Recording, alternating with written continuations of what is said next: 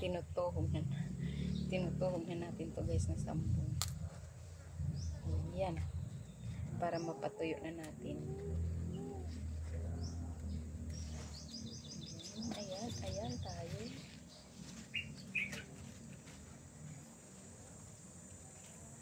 Ito guys. Sa ating patutuyuin yan. Ang ating sambong.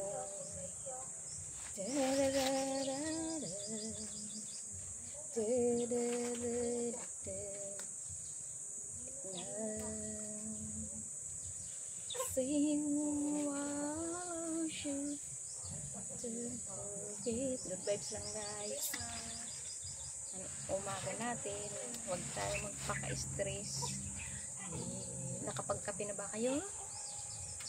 Almusal o ingat sa inyong pagpasok sa trabaho.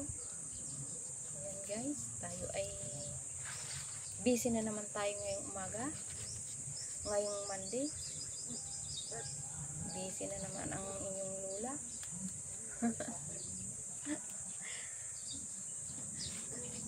Nakikisabay sa nagtatrabaho. Ayan. Kaya sambong kayo dyan. Tell me why something in your eyes seems goodbye. It's not